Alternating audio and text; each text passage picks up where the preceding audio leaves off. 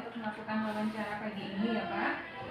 Wawancara terkait dengan pengambilan keputusan dilema etika Pak. Bisa kita mulai Pak? Bisa, monggo. Iya.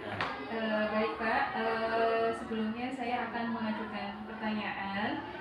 Selama ini bagaimana Bapak dapat mengidentifikasi kasus-kasus yang merupakan dilema etika atau rujukan moral di sekolah Bapak, yaitu di SD Negeri Kota Menjalan Bapak? Saya sebagai seorang pemimpin di SD Kota Mendalanang ini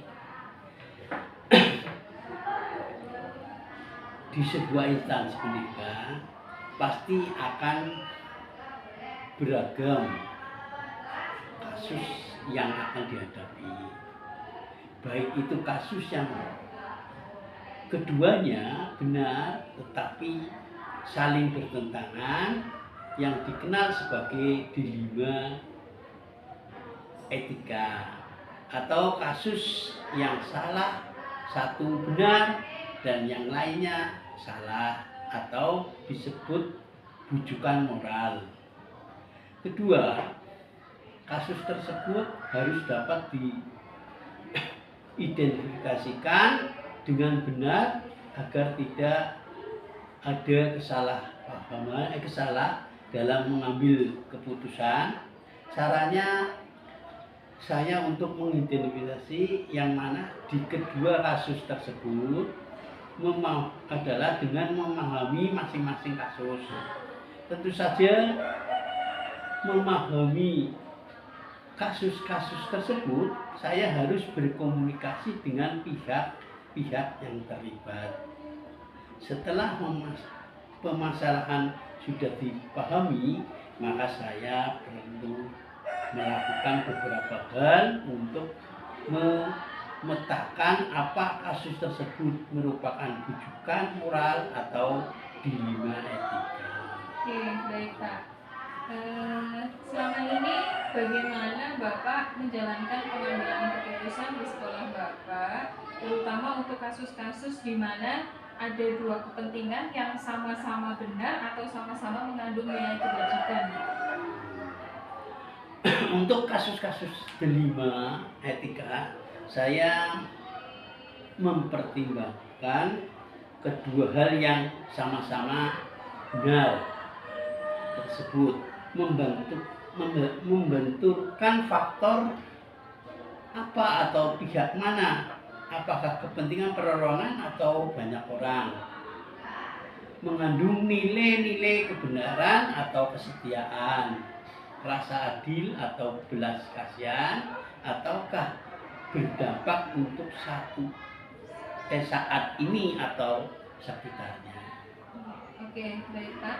Kemudian langkah-langkah atau prosedur seperti apa yang Bapak lakukan selama ini dalam pengambilan keputusan itu Pak?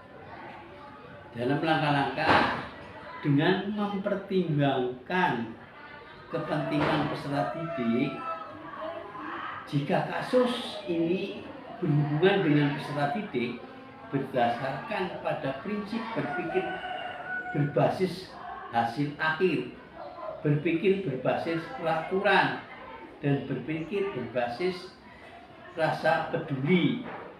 Tahap berikutnya, lakukan inventarisasi dengan memeriksa kembali fakta-fakta dan temukan peluang. Lalu buatlah keputusan. Lalu keputusan ditinjau kembali hingga keyakinan benar itu ada. Dan keputusan yang diambil adalah keputusan yang bertanggung jawab. Ya, baik Bapak. Kemudian hal apa saja sih yang selama ini Bapak anggap efektif dalam pengambilan keputusan dalam kasus-kasus dilema etika? Dalam hal-hal tersebut, kasus pengambilan keputusan dengan dilema etika, hal efektif yang perlu dilakukan adalah dengan menyederhanakan pokok permasalahan dan membangun kebijaksanaan. Baik Bapak, kemudian hal apa saja sih yang selama ini merupakan tantangan begitu Pak dalam pengambilan keputusan dari kasus-kasus dilema etika ini? hal-hal tersebut, hasil keputusan yang diambil mungkin akan ada pihak yang tidak dapat menerima sepenuhnya. Proses untuk dapat memahami sebagian orang untuk secara ikhlas menerima dan menjalankan keputusan menjadi sebuah tantangan. Oke, sebuah tantangan ya Pak ya. Kemudian apakah Bapak memiliki jadwal tertentu Pak? Mungkin dalam penyelesaian kasus Bapak meluangkan jadwal tertentu, apakah langsung menyelesaikannya pada saat itu atau membuat jadwal Pak? Untuk jadwal itu tidak ada yang kita tentukan dalam menyelesaikan sebuah kasus. Prioritas kasus mana yang perlu diselesaikan secepatnya tergantung dari jenis kasus dan pentingnya kasus tersebut diselesaikan secepatnya.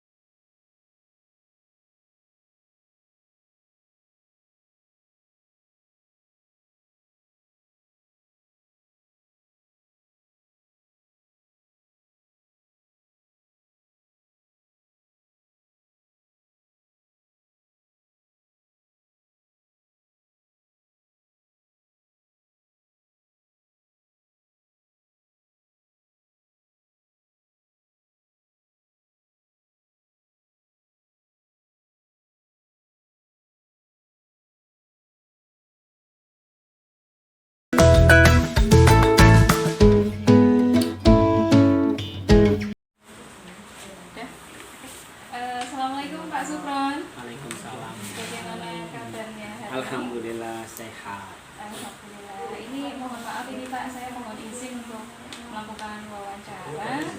Sebelumnya saya mohon izin untuk direkam. Siap. Karena untuk melaksanakan tugas guru penggerak, calon guru penggerak. Ini saya mohon izin untuk mewawancarai Pak Supron terkait pengambilan keputusan berdasarkan nilai-nilai kebajikan, Iya, Pak. iya, siap. Bisa dimulai, Pak? Bisa, monggo. Oke. Begini Pak Supron, selama ini bagaimana Bapak dapat mengidentifikasikan kasus-kasus yang merupakan dilema etika atau bujukan moral Pak di sekolah Bapak? Yang pertama, saya selalu itu sih ya, yang namanya kasus harus kenali dulu gitu. Iya, betul sekali Pak. Saya harus kenali kayak apa sih? Oh, ini kasus perlu dikenali dulu karena kalau nggak kenal mungkin kita nggak sejauh itu ya nggak bisa mengenali apakah ini termasuk dilema etika atau yang lainnya gitu. Nah, tapi kita kenali dulu. Setelah dikenal tentunya kita di situ kenal, dengan mengenal nanti kita harus mengenal siapa yang ada di dalam kasus tersebut. Kasus itu siapa saja, terus nanti siapa yang terlibat itu seperti itu. Setelah terlibat, oh ternyata kasusnya seperti ini. Setelah kasusnya seperti ini, baru bisa memutuskan bahwa oh ini kasus misalnya tadi disampaikan tentang oh ini dilema etika, ini kan sebagainya seperti itu. Iya itu Pak. Oke Pak. selama ini bagaimana Bapak menjalankan pengambilan keputusan di sekolah Bapak, terutama untuk kasus-kasus yang mana pada kasus tersebut itu ada dua kepentingan, di mana kepentingannya itu sama-sama mengandung unsur ini Pak, unsur kebajikan atau nilai kebajikan gitu Pak.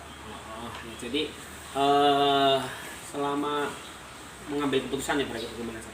Ya tuh tadi awal setelah dipahami, dilihat, diteliti, terus apa yang ada di dalamnya, nanti kasus itu sudah sudah merupakan dilema etika misalnya kan, dilema etika sama-sama mengandung kewajiban atau sama-sama moral gitu kan.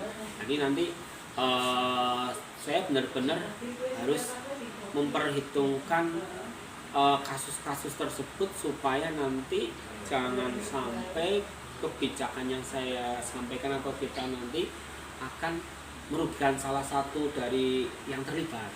Contoh misalnya kasus misalnya tentang di sekolah itu kemarin tentang siswa misalnya, tentang siswa itu ada siswa yang nggak bisa baca sama sekali, sementara itu sudah kelas 5 bisa baca, suruh berangkat susah dan sebagainya. Itu bagaimana kita akan menangani kalau seandainya kita stres, kita minta guru untuk keras, nanti malah dia nggak berangkat. Tapi sementara kita yang penting kan kita masuk dulu, kita cari solusinya supaya nanti kita memberi semangat kepada teman guru untuk tetap jangan, istilahnya kita harus memperhitungkan ke sana. Jadi teman-teman guru juga harus memperhitungkan supaya nanti itu kan bagi guru mungkin itu kasus bagaimana sementara saya muridnya banyak, misalnya gitu, muridnya banyak, anak satu masa saya mengurusi satu anak, jadi saya memberi itu seperti yang disampaikan teman guru seperti itu.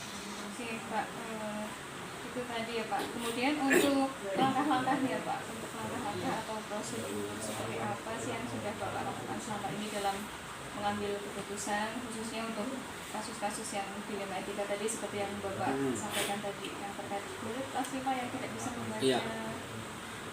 Langkah-langkah yang itu kan kasus itu sampai mencuat ke kami ya, ke pimpinan kami sebagai pimpinan di sana. Yang pertama kadang mencuat, sayanya mengenali sejauh mana sih kasus tersebut, dikenali kasus tersebut sejauh mana. Setelah dikenali siapa yang harus terlibat di dalam kasus tersebut, kan di situ ada orang tua, ada anak, ada gurunya, ada tetangganya. Nah itu perlu dipikirkan. Nah, itu kan saya memikirkan itu. Ada guru, tetangga, ada masyarakat dan sebagainya. Terus di situ juga saya kenali anaknya, seandainya kalau nggak berangkat bagaimana, kalau berangkat bagaimana, kan gitu kan. Terus nanti dari dampak-dampak itu kan saya kasih itu dari kasih itu. Terus berikutnya setelah dikenali orang tuanya juga terpaham dan sebagainya, saya berusaha mencari kasus yang serupa, yang mirip dengan kasus anak yang tadi. Kasus anak tadi misalnya anak kelas 5 sudah nggak baca, sudah besar dan sebagainya. Nggak ada penangannya seperti ini itu sebagai referensi saya. Terus pengalaman juga dulu ada pernah seperti ini pengalaman menurut cerita teman-teman, kasus ini dan sebagainya, itu sebagai referensi. Jadi mencari referensi. Setelah mencari referensi referensi saya mulai mengambil langkah untuk mencoba menganalisis keputusan yang akan saya buat. Misalnya saya contoh, misalnya saya akan memutuskan anak tersebut tinggal di kelas. Apa yang terjadi di sana?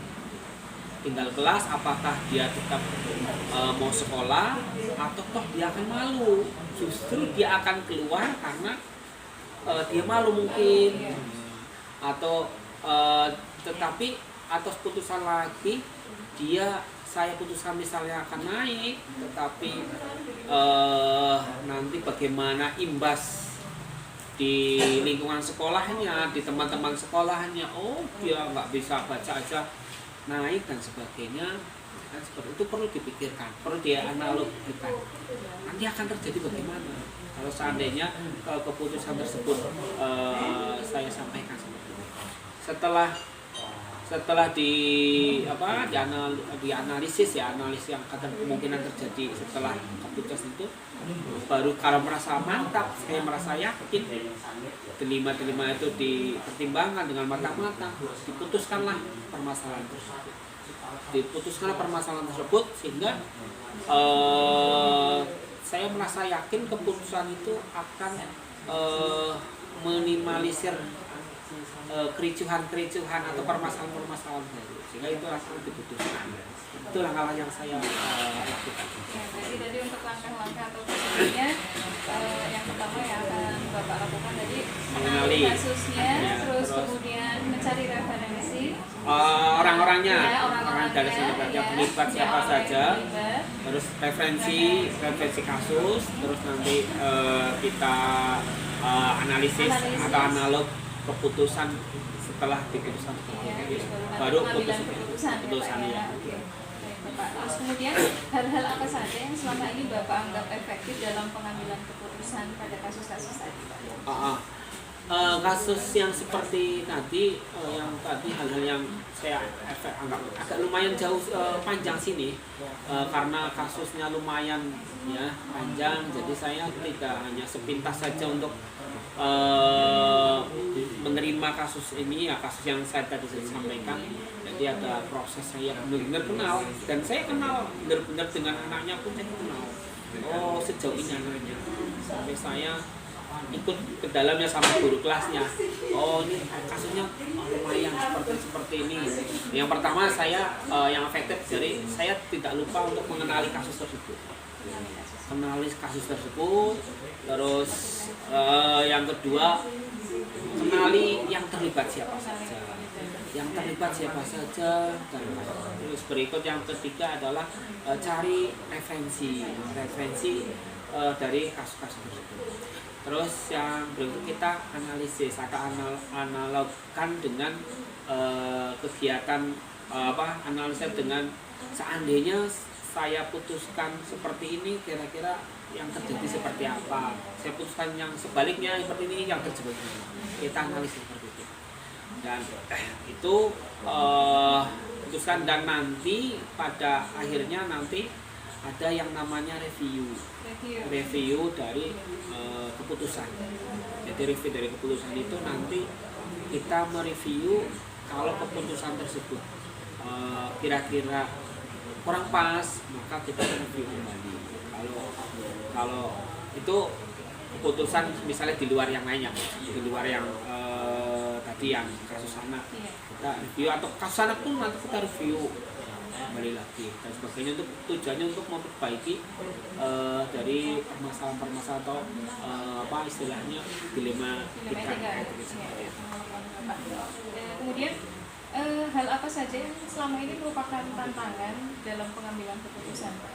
Adakah tantangan? Tantangan tentunya ada, Pak. Tantangan ada di yang saya sering dekati itu, tantangan itu untuk memutuskan keputusan yang dilema etika itu. Tantangannya adalah yang paling utama adalah budaya sekitar ya, budaya sekitar. Jadi budaya di masyarakat, di masyarakat sekolah, misalnya kami di sekolah, budaya bagaimana? Budayanya itu yang paling utama adalah budaya. Kadang-kadang budaya itu bertentangan dengan keputusan yang akan diputuskan. Ya, itu yang akan diputuskan, itu budayanya bertentangan. Bagaimana? Saya menyikapinya bagaimana caranya keputusan ini supaya nanti tidak berbenturan secara langsung dengan budaya, dan mengadop bareng kira-kira budaya dengan keputusan akan berjalan bareng, sehingga nanti budaya-budaya yang bertentangan dengan keputusan itu akan dengan sendirinya akan hilang, dan teman-teman yang mengerjakan keputusan itu akan dengan sadar diri meninggalkan budaya-budaya yang kurang pas dengan keputusan itu, sehingga dia akan sadar diri. Itu dilakukan kenapa? Karena biar nanti tidak terjadi yang namanya pertentangan, istilahnya kasus-kasus baru ya seperti itu. Bapak, menarik sekali Pak. Kemudian terkait dengan jadwal Pak, apakah ada jadwal khusus untuk menyelesaikan permasalahan di rumah etika? Kalau jadwal nggak ada. Jadi saya sendiri itu nggak terjadwal untuk menangani kasus ini. Jadi kita lihat sejauh mana kasusnya, apakah kasus itu ringan atau berat. Kalau misalnya perlu diselesaikan dengan secepatnya, maka secepatnya pula saya putuskan gitu. Walaupun hasil kayak apa, tetapi itu kan perlu diputuskan. Tetapi kalau memang perlu pendalaman terlebih dahulu, saya dalami seputar yang dilakukan itu, dikenali, dianalisis, direview dan sebagainya seperti itu. Jadi secara umum jadwal nggak ada, tetapi kita melihat besar kecilnya kasus. Kondisional. Ya, kondisional ya. Kemudian Pak, adakah faktor-faktor yang mempengaruhi atau mempermudah dalam membantu Bapak dalam pengambilan keputusan? Oh, tentunya ada. Jadi kita hidup bermasyarakat tentunya ada. Jadi faktor yang mempengaruhi dari keputusannya adalah masyarakat atau lingkungan. Lingkungan ya. Jadi keputusan ini akan bisa diputuskan selalu dipengaruhi oleh lingkungan sekitar. Kalau di sekolah berarti teman-teman guru mempengaruhinya. Misalnya tadi kasus anak yang nggak bisa baca. Seandainya anak nggak bisa baca, teman-teman guru mempengaruhi, nggak naik, ya nanti bisa nggak naik. Mempengaruhi begitu kuatnya sehingga kursnya nggak naik atau naik dan sebagainya, itu akan muncul. Dan misalnya ada kasus-kasus di luar sekolah, itu masyarakat juga mempengaruhi. Saya nggak, misalnya ini bagaimana kan masyarakat juga ikut andil mempengaruhi. Mungkin nanti respon masyarakat bisa positif, bisa negatif. Iya, gitu kan perlu diperhitungkan. Iya. Oke, Pak, ini pertanyaan terakhir nih Pak. Dari semua yang telah disampaikan tadi oleh Bapak, pembelajaran apa sih yang bisa Bapak petik dari pengalaman Bapak dalam mengambil keputusan, dilema etika, khususnya dengan pengambilan keputusan berdasarkan nilai-nilai kebajikan, Pak? Iya. Jadi yang patut kita ingat bersama, kita selalu mengambil keputusan itu jangan tergesa-gesa. Yang pertama kita kenali dulu. Kenali. Tidak, setelah kita kenal tentunya kita ada tahu ada siapa saja di sana. Dalam kasus itu ada siapa saja. Kita kenali ada siapa saja. Setelah kita kenali, kita cari referensi kasus. Oh, kasus ini pernah terjadi waktu kapan, penanganannya seperti ini. Oh, efektif apa enggak? Kalau enggak efektif, cari solusi lain yang menurut keyakinan saya atau kita itu ini dapat menyelesaikan. Tapi kalau enggak, ya kita cari yang lain. Kita cari referensi. Setelah cari referensi, kita analisis tetap. Keputusan itu kita analisis sebelum kita putuskan dampak baik dan buruknya. Kita selalu dampak dan buruknya selalu menganalisis itu, apakah berdampak baik, sejauh mana dampaknya, sejauh mana jangka panjang dan jangka pendek itu perlu diperhitungkan. Dan yang setelah sudah yakin, saat kita perlu memutuskan, putuskanlah. Setelah diputuskan, ada istilah review dari keputusan. Review keputusan itu mungkin putusan itu sudah berjalan, tetapi di tengah-tengah perjalanan ada sesuatu hal yang harus nggak pas. Kita review lagi, kita perbaiki supaya keputusan tersebut dapat berjalan dengan baik. gitu. Jadi kalau bisa saya ambil kesimpulan tadi cara Bapak dalam mengambil keputusan itu ada 6 ya Pak Iya. ya. Yang pertama tadi kenali dulu, terus yang berikutnya siapa saja aktor-aktor yang terlibat ya Pak ya. Terus berikutnya yaitu mencari referensi, terus yang berikutnya apa namanya, mengaplikasikan. Ya istilahnya setelah referensi terus nanti menganalisis ya, menganalisis kasus. Ya, terus kemudian setelah itu baru Bapak mengambil keputusan Keputusan, dan terus yang terakhir yaitu review gitu Pak. Alhamdulillah. Terima kasih sekali nih Pak Sukron, sangat bermanfaat ilmu baru buat saya ya Pak ya. Ini jadi pembelajaran juga untuk saya bertanya. Matur nuwun atas waktunya, terima kasih. Wassalamualaikum warahmatullahi wabarakatuh. Waalaikumsalam warahmatullahi wabarakatuh.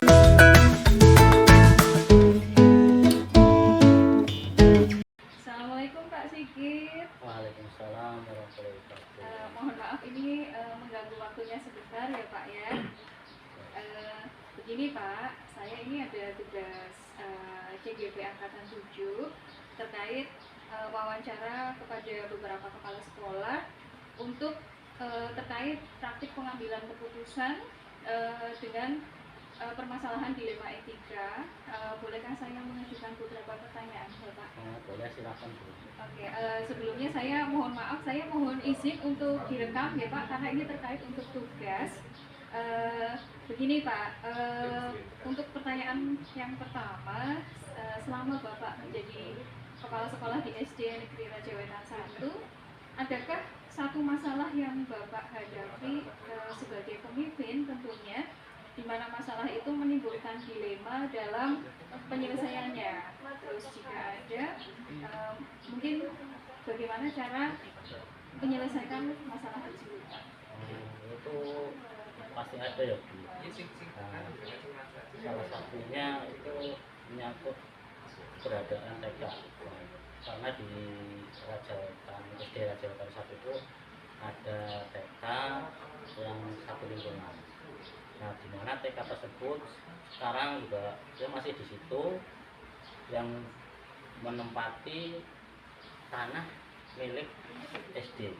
Memang dulunya TK tersebut itu TK satu atap ya, tapi sekarang kan yang satu atap sudah rata-rata sudah berdiri sendiri, khususnya di Kecamatan Tonjong itu sudah tidak ada lagi yang satu lingkungan ya, sudah membuat yayasan sendiri.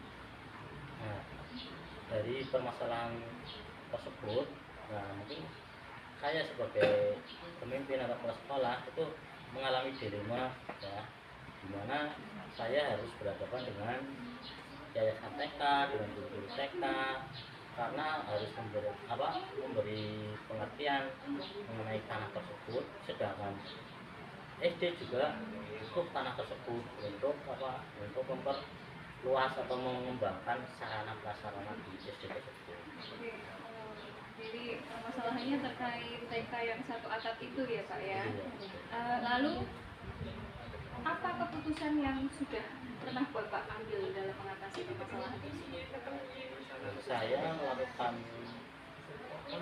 komunikasi dengan guru-guru TK tersebut agar berusaha mencari lahan untuk membangun TK tersebut, mungkin dengan cara mencari bantuan kepada pihak-pihak yang berwenang atau dengan meminta bantuan kepada wali murid TK tersebut. Oke, jadi sudah ada beberapa upaya yang sudah dilakukan oleh Pak Puji ya Pak ya. Kemudian dari yang sudah tadi Bapak sampaikan tadi, menurut saya keputusan yang Bapak ambil itu sudah sangat solutif sekali ya Pak ya.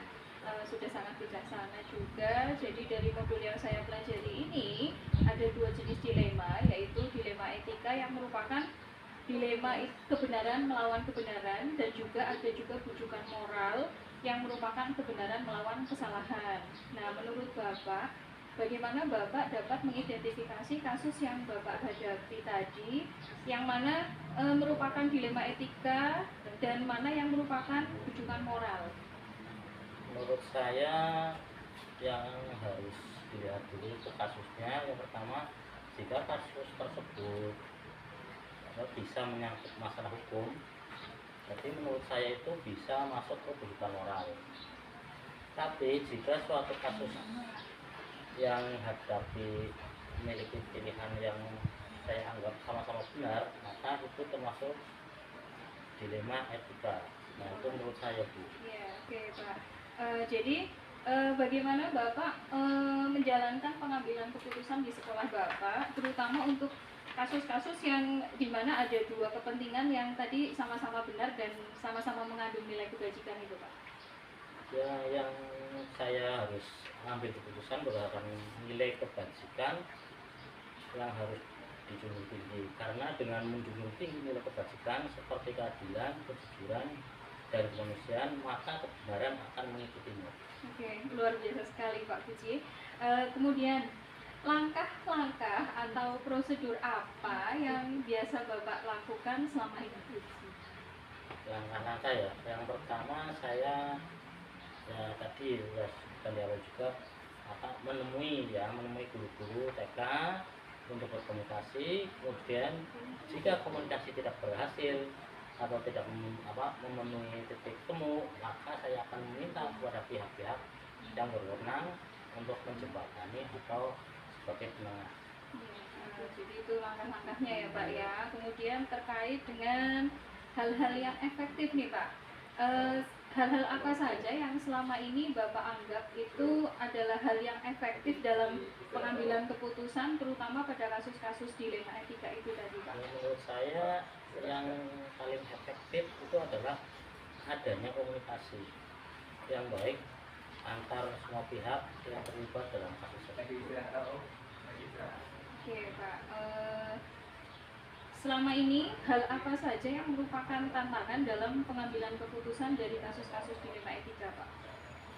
Tantangan yang saya hadapi yaitu jika tidak adanya keterbukaan kondisi dari suatu pihak, jadi dalam kasus dilema etika ini dibutuhkan keterbukaan dari semua pihak untuk menyelesaikan masalah tersebut. Jadi harus saling terbuka ya Pak ya. Oke, kemudian Pak, ini terkait dengan jadwal, apakah Bapak mempunyai jadwal tertentu dalam menyelesaikan kasus dilema etika? Apa Bapak langsung menyelesaikan pada saat itu juga, atau mungkin Bapak mempunyai jadwal khusus untuk penyelesaiannya, terus kemudian dalam bentuk atau prosedur yang seperti apa? Mungkin kalau jadwal tertentu ya tidak ada ya Bu.